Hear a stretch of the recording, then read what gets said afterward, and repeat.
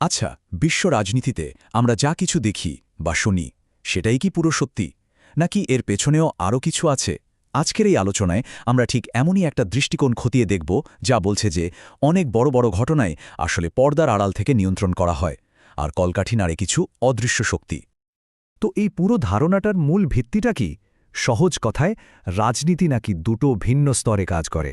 একটা হলো দৃশ্যমান রাজনীতি, যা আমরা সবাই দেখি, যেমন ধরুন নির্বাচন হচ্ছে, নেতারা ভাষণ দিচ্ছেন, নতুন আইন তৈরি হচ্ছে। আর ঠিক এর নিচেই আছে আরেকটা স্তর, অদৃশ্য রাজনীতি। এখানে কি হয়?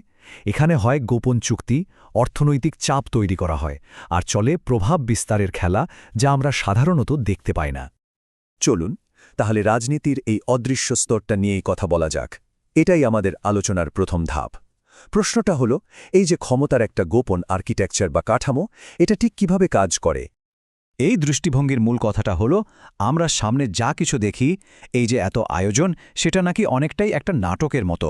আসল উদ্দেশ্য হল সত্যিকারের ক্ষমতা যেখানে প্রয়োগ হচ্ছে সেখান থেকে সাধারণ মানুষের মনোযোগটা সরিয়ে দেওয়া। মানে বড় বড় সিদ্ধান্তগুলো নেওয়া হয় পর্দার আড়ালে, সবার চোখের বাইরে। বেশ, যদি সত্যি এমন একটা লুকানো স্তর থাকে, তাহলে স্বাভাবিকভাবেই একটা প্রশ্ন মাথায় আসে, তাই না? কারা এরা? কারা এই প্রভাবের কারিগর, যারা পেছন থেকে সুতো নাড়াচ্ছে? আমাদের সূত্র এই প্রভাবশালী মানুষদের বোঝাতে একটা শব্দ ব্যবহার করছে, শ্যাডো এলিট বা ছায়া এলিট। তো এই শ্যাডো এলিট কারা? এই মতবাদ অনুযায়ী এরা হলো খুব ছোট কিন্তু প্রচণ্ড ক্ষমতাশালী আর ধনী একটা গ্রুপ। এরা কিন্তু সরাসরি কোনো সরকারি পদে থাকে না, কিন্তু তারপরেও বিশ্ব রাজনীতি আর অর্থনীতিতে এদের অসম্ভব প্রভাব। এই স্লাইডটা কিন্তু বেশ ইন্টারেস্টিং। এখানে এই গোষ্ঠীর কিছু বৈশিষ্ট্য তুলে ধরা হয়েছে। যেমন বলা হচ্ছে, এরা নিজেদের কাজগুলো করে খুব ব্যক্তিগত আর গোপন ফোরামের মাধ্যমে। এদের হাতে থাকে বিশাল অঙ্কের টাকা। মিডিয়া, এনার্জি, টেকনোলজির মতো বড় বড় ইন্ডাস্ট্রিগুলো নাকি এদের নিয়ন্ত্রণে। এমনকি সরকারের বড় বড় পদেও এরা নিজেদের পছন্দের লোক বসিয়ে দেয়। আর সবচেয়ে বড় কথা হলো, এরা দেশের স্বার্থের চেয়েও বেশি গুরুত্ব দেয় নিজেদের বৈশ্বিক অর্থনৈতিক স্বার্থকে। আর এই যে এত প্রভাব, এটা আসে কোথা থেকে? এই স্লাইডটা দেখুন, একটা দারুণ ছবি তুলে ধরেছে। এই দৃষ্টিকোণ অনুযায়ী তাদের ক্ষমতার ৫০% আসে সরাসরি টাকা থেকে, মানে আর্থিক ক্ষমতা। ২৫% আসে পলিটিক্যাল লবিং করে, মানে রাজনীতিবিদদের প্রভাবিত করে। মিডিয়া কন্ট্রোল থেকে আসে ১৫%, আর বাকি ১০% আসে টেকনোলজির ওপর তাদের দখল থেকে। আচ্ছা, ক্ষমতা তো বোঝা গেল, কিন্তু প্রশ্ন হলো, এই নিয়ন্ত্রণটা তারা ধরে রাখে কিভাবে? কি সেই পদ্ধতি বা হাতিয়ার যা তারা ব্যবহার করে? সূত্র বলছে, এটা একটা বহুস্তরীয় প্রক্রিয়া। দেখুন, প্রথমে তারা অর্থনৈতিক চাপ তৈরি করে, মানে ঋণ বা বিনিয়োগকে একটা হাতিয়ার হিসেবে ব্যবহার করে। এরপর মিডিয়ায় টাকা ঢেলে নিজেদের পছন্দমতো একটা জনমত বা ন্যারেটিভ তৈরি করে। তৃতীয় ধাপে তারা নির্বাচনে নিজেদের পছন্দের প্রার্থীকে স্পন্সর করে বা কর্মকর্তাদের লবিং করে রাজনীতিকে প্রভাবিত করে। আর সবশেষে এই সবকিছুর ফল হিসেবে তারা নিজেদের সুবিধামতো আইন আর নিয়মকানুন পাশ করিয়ে নেয়।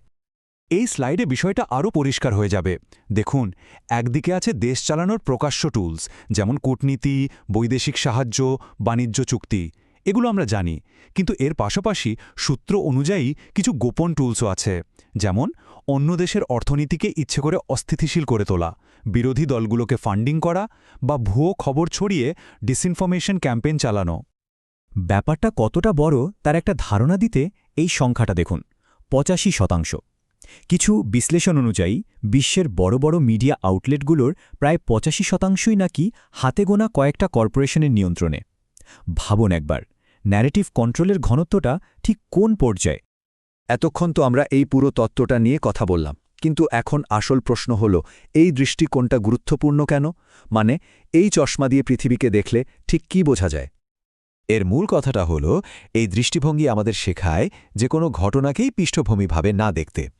এটা আমাদের ভাবতে শেখায় যে বড় বড় বিশ্ব ঘটনা, সেটা অর্থনৈতিক সংকট হোক বা কোনো আন্তর্জাতিক সংঘাত, এর পেছনে এমন অনেক কারণ থাকতে পারে যা হয়তো মূলধারার মিডিয়াতে কখনোই বলা হয় না। তাহলে শেষ করার আগে একটা প্রশ্ন রেখে যাই, যদি এই দৃষ্টিকোণটাকে এক মুহূর্তের জন্য সত্যি বলে ধরে নেওয়া হয়, তাহলে আমাদের চেনাই দুনিয়া, প্রতিদিনের খবরাখবর, এই সব কিছুকে কি একদম অন্যরকম দেখাবে না?